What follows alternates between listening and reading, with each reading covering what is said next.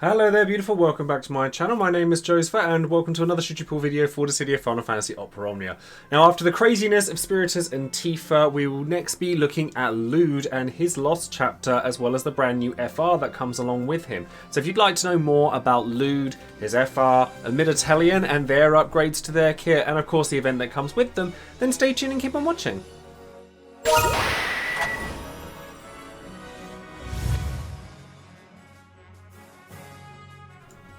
Now, before we get started, of course, don't forget to check out all of the links in the description box below for all of my social media links. Over on Twitch, I will be streaming as much as I physically can up until I leave for the US on Tuesday the 4th of October, up until the 11th, where I'm going away to San Diego for TwitchCon, hoping to learn lots of new things about streaming so that I can come back even more fired up than ever. And then, of course, over on Patreon, I do always shout out one of my patrons every time I release a video, and today that person is going to be Azeroth Fire, who has one of my favourite characters in RPG history on their title card, which is Idia from Bravely Default. Any of you who watch my channel for a long time know how much I love Bravely Default, so it's a pleasure to have this card on my roster for Patreon. So thank you very much for that support, and to all of my patrons for your support, because without you guys I wouldn't be able to do any of the stuff that I get to do these days when it comes to this channel. So thank you very, very much. And of course, don't forget to go and check out all of the other content creators and resources out there for DFFOO too. So, getting straight into it and taking a look at this banner, what we have over here is going to contain Llyud, all of their kit, all of his kit. So that's going to include his brand new FR. It's going to be another shot at Tifa's BT if you don't have it already. Zell is going to turn up with his LD and Force enhancements, and then Amidatelion is coming back with their LD and also a rework to their kit as well. Now, so we'll start with Amidatellion's rework here, and Amidatelion, look, well known for their ability to delete turns using Mega Flare and having large Brave regens through their LD ability. Doesn't really change here, to be honest. Big shout outs, of course, to Midiu for their translations over on Reddit. Basically, very simplistic update here. Just multiple HP dumps on Comet, on Mega Flare, on Crystal Idol, and on Yukish Ultima, so across the board.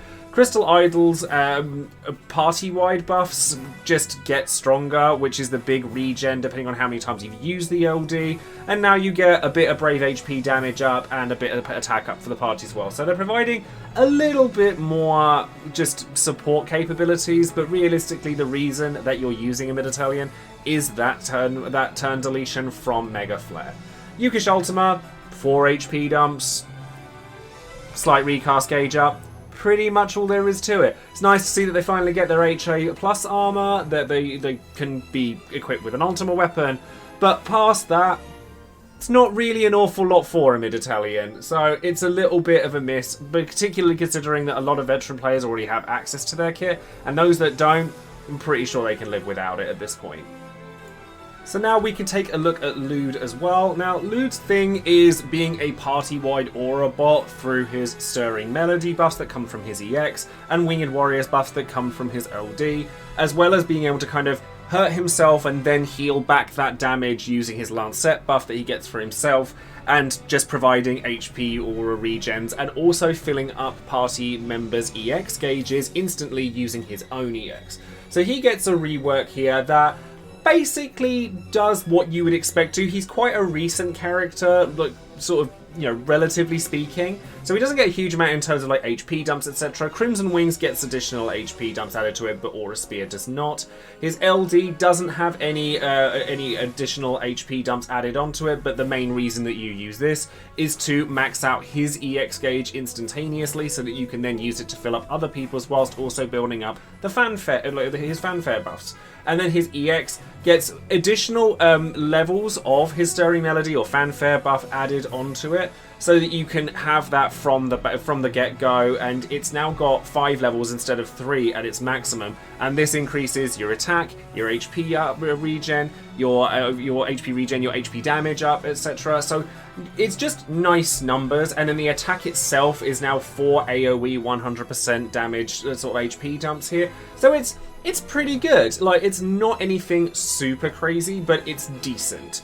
However, his FR weapon is a very interesting one to say the least, because once again, it is another sort of generic, simple like FR, similar to the likes of Ursula and Iroha, and it does a pretty good job of it. So Shulk is his partner, doing 3 HP dumps, also healing the party up for up to 100% of the total damage dealt, equal to 50% of max HP. So it's going to heal you for half your HP, basically. And then the force time effect here is when a turn passes with HP recovered, not difficult when you have a Llyud in your party, and when a turn passes with a character having a normal or special stacked buff. Now, clearly, this is designed around his buff for himself, which is his fanfare buff. However, there are a lot of characters that have stacked buffs, whether it be special effects due to their BT, whether it be like any sort of like Ace is a good example, Garland is a good example. There are a lot of characters that have some sort of stacking buff or special effect, and even if you don't have that, if you happen to have Rydia LD, that's a stacked debuff that doesn't go down on your whole party until you get attacked. And that's pretty solid for him. So he's a little bit more nuanced than the likes of Iroha and Ursula in terms of the fact that you have to kind of cater to what his FR is bringing. But if you do, you're getting a guaranteed 60% plus every time you use it. And if you're using an instantaneous like ability that doesn't deal damage, you can actually build up the FR gauge pretty hefty amounts if you were to use Llyud's FR. What do I think of Llyud as a whole, though? I think he's interesting. I went for his LD the last time he came around, and I found that I didn't use him as much as I would have liked to have done. So, with this one, I think that the FR itself is the draw for Llyud, as opposed to the rest of his kit. Though there are characters that can benefit from the EX refill instantaneously, Tifa being a great example, in fact, because Tifa's EX does so much damage, especially in combination with their BT effect. But there's a lot of characters that benefit from it and revolve around their EXs. So if you can get away with using that, he might be quite a fun character to pick up. That being said, I do think that he's one of the lower priority characters around at the moment, especially if you happen to have a generic FR that you're happy with, like Iroha. So we're going to talk about the event that comes along with Llyud here, which is his Lost Chapter, and honestly, it's kind of sad given how we got a really interesting event with the Spiritus stuff, and now we're going into a Lost Chapter that has basically the same fight as his Lufenia, if not easier than it was before, because the only thing you have to worry about with these Terror Armors is that at various HP thresholds they will inflict a debuff on you, which can easily build up to having nasty HP poisons. You can get Brave Poison, Brave Damage Resist, Brave Damage down, Speed down, and HP Poison, which is all pretty nasty stuff when it's at its max level. Big shout outs, of course, to DissidiaCompanion.com here for this information that's being showcased. So, the force gauge itself, all the force attack does is inflict that debuff on you, so if only there were a way that you could quite easily, with an LD call or any kind of thing like that, get around debuffs. Now, if there was only a character that we've all been recommending for ages that would get you around that instantaneously.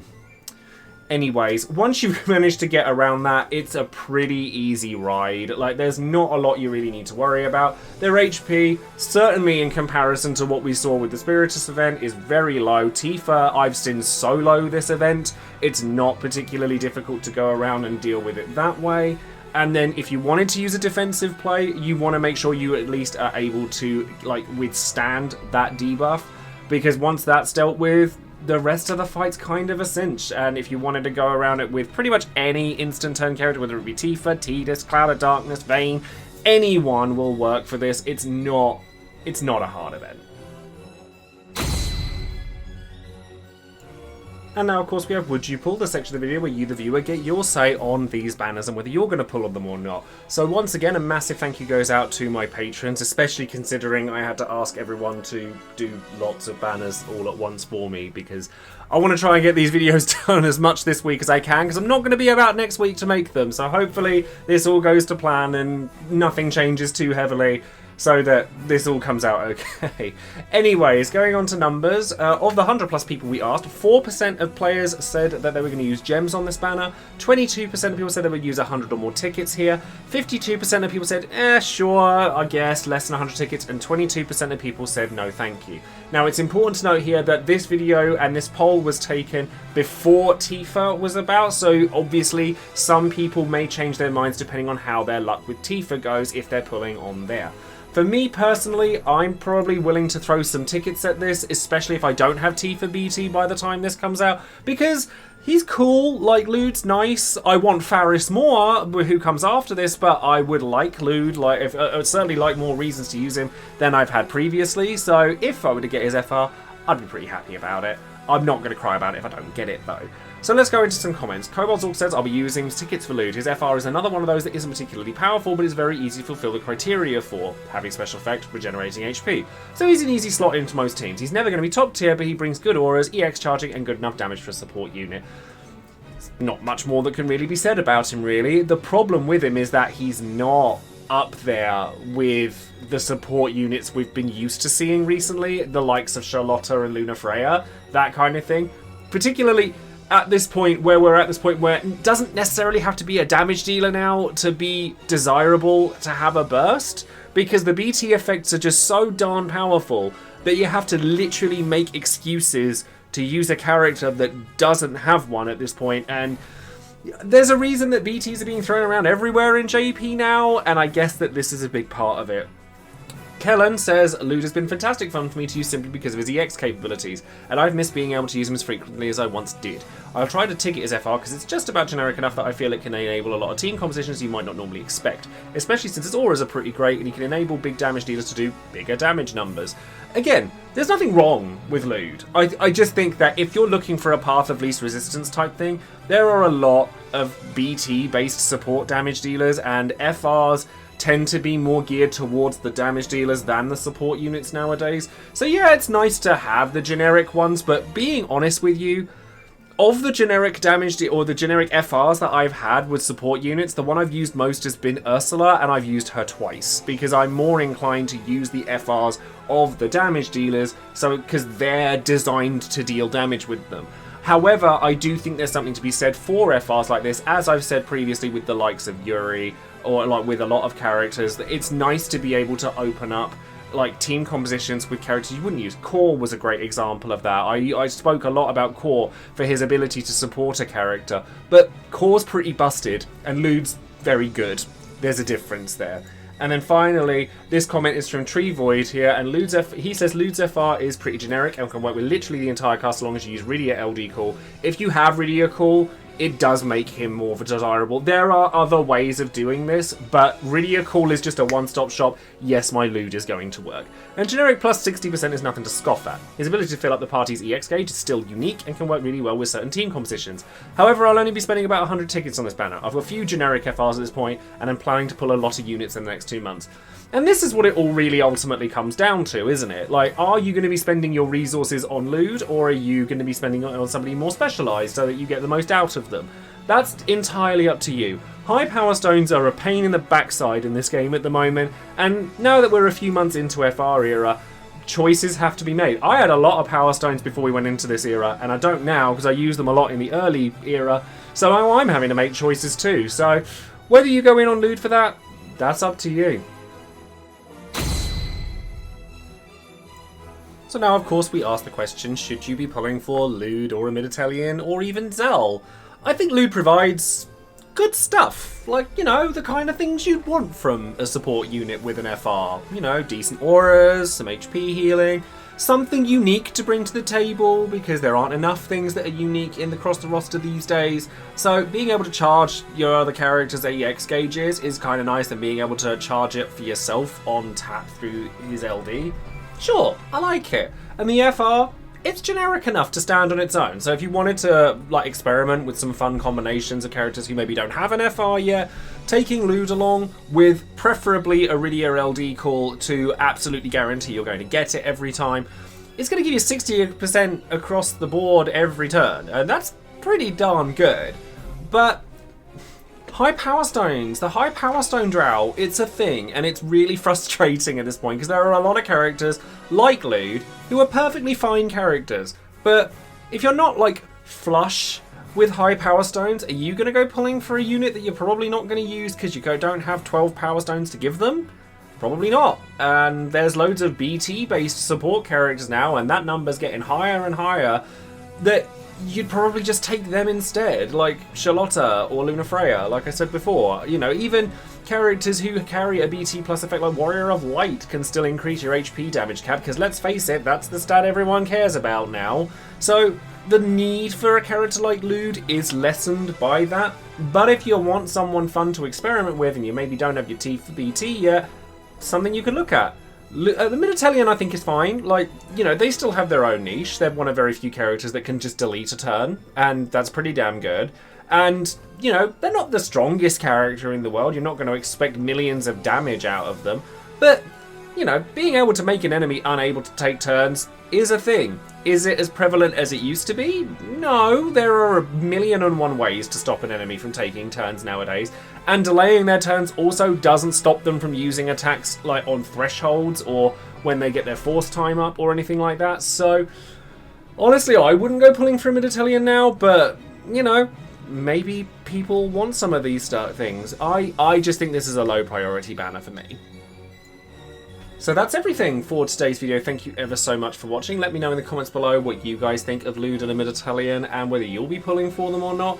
And that's pretty much going to be it from me. Thank you ever so much once again. Don't forget to like the video, subscribe to the channel, and click the bell for notifications for any other future videos I might be making. Hopefully we get some news in Ever Crisis soon. I was really hoping we'd have some by now. A closed beta test. Something. Anything. I would like that. Anyways, thank you ever so much everyone, and I will see you next time, beautiful. Take care.